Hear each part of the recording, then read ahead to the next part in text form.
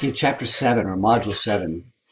It sounds like we all know all this already, but there's a few things in this chapter that are going to be new to some of you guys. The internet, intranets, and extranets. So what's the goal of this? We'll just look at how is this made up a little bit? What are some of the different versions of the web? 1.0, 2.0, 3.0. What are some of the different tools and search engines and directories? What are some of the basic services, especially in a business environment? So let's look at what an intranet is versus an extranet. What are some trends? What's IoT or Internet of Everything? IoE or Internet of Things. The internet has been around a long time. For some people in my age, it still was relatively new. It wasn't started all that long ago. And in the beginning, it was just a way to send data back and forth.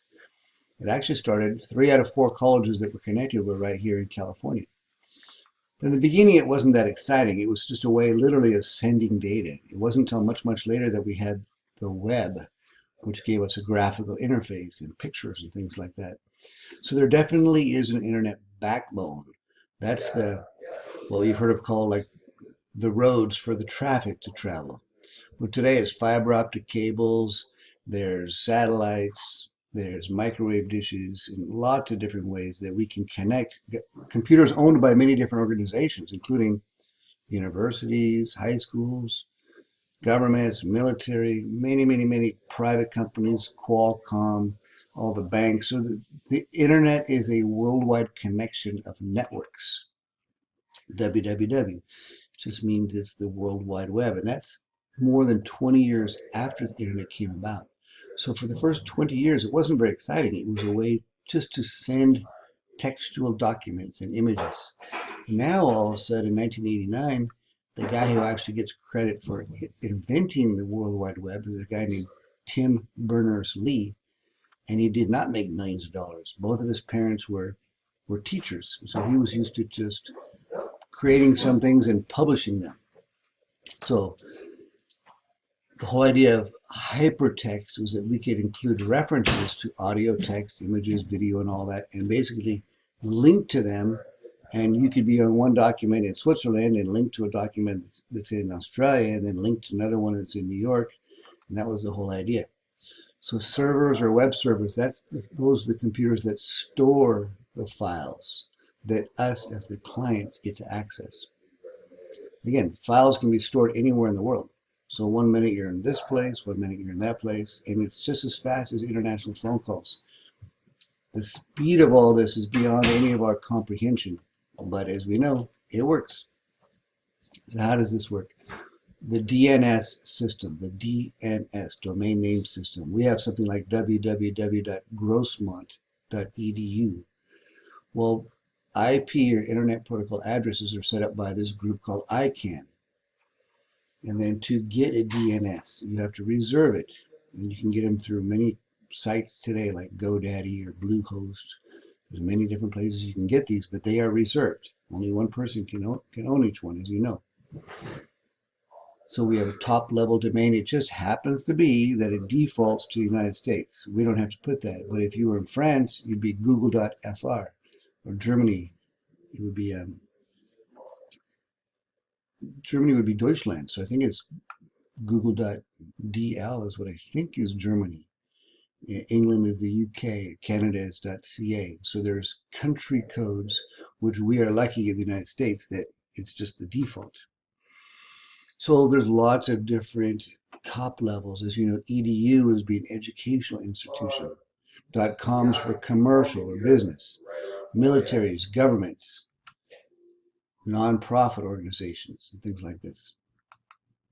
Again, I'm going to cover some terms that many of you are familiar with, but not everybody. So you use Google, or it's really Google's Chrome, or we use Safari or Firefox or Edge or Opera, Android. So you have a way to browse. Those are all called browsers. Those are ways to browse the internet. And they have a lot of other options like bookmarking and going forward a page and back page and checking your history and maybe blocking access to certain sites as well. And how do these work? Well, I'm not going to get into all the details, but Google and Yahoo and others, they use tools called crawlers or spiders. And these things are constantly crawling around and linking from here to here to here. And they start gathering data from some of the websites. And based on keywords, they'll index. Well, so all the information you start seeing about Padres. If it happens to mention baseball, then it'll link them to a keyword of, say, San Diego Padres. Same thing for Chargers or Rams or Getty Museum or things about fishing. So we use keywords, as I mentioned, to index the data, and it is absolutely mind-boggling how fast this works. You start typing something into Google, and after just a few words, boom, instantly it's trying to recommend web pages. It's just absolutely mind-boggling to all of us if you think about it. So how a search engine actually works and how fast it works, how fast they work, it's just incredible. You try to explain this to somebody 20 years ago and they'll just shoot you as being a heretic probably. Anyway, there's a lot of different tools involved. A few chapters ago, we talked about protocols, transmission control protocols. So as long as everybody using the internet agrees to some same tools, it's kind of like the phone system. It just works as long as people follow the rules. And as you know, there's many, many services we're all using. We'll get into these in a little bit more detail. Like email. Obviously, we're all using email, and this has been used all over the internet. It's replacing many things. We don't have to do any more faxing, for example. You just email and attach a document. Maybe you've scanned it or something you've saved. So there's different kinds of email, but there's things that I really wish we could be together in the classroom and see these things. So, for instance, I have a folder on my email for a band I play with. All the emails for that instantly go into a folder. Another folder is for a bunch of, I do a lot of fishing. So information about that will go into a totally different folder. So when I just look at my inbox, I don't see all my data jumbled together. Address books, mailing lists, distribution groups, spell checkers, all these kinds of things that are there. So if you have questions about email, and some people say, is it still popular? I prefer a text, or I prefer to get my data via Instagram.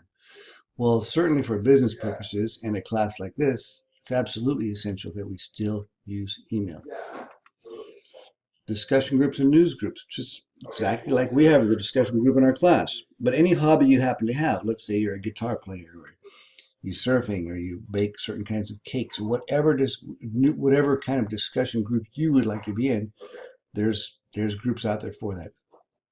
People put messages out there, people respond to them. You want to sell something, any topic you can imagine. News groups are a little different, but maybe you just want to know about some political group, or maybe something about local hiking spots, or news regarding construction, whatever the heck it is, there's going to be a group for all that. Literally for anything you can think about. There's news groups and discussion groups.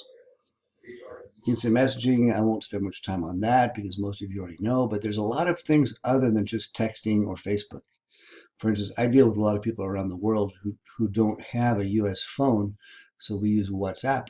That's an amazing tool that it's very popular all over the Middle East and India, and people are making phone calls literally 100% for free. So it's, in America, we may take that for granted, but that free compared to even 20 cents can make a big difference around the world.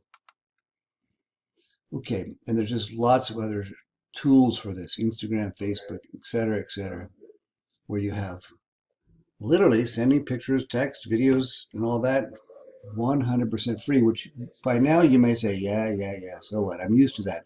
That's not the way it always was. And that's why a lot of the big companies like AT&T and Cox Communications that have made their money in the phones and television are all now jumping into the internet, because you know what? We really don't need television anymore. You know, we really don't need a phone anymore, a phone service, because all this stuff can be done over the internet. Okay, I'm going to wrap up part 1 right here, and we'll continue on to part 2. One more thought I want you to think of as we're wrapping down. What would happen if the internet went down? Think about that. If the internet just stopped.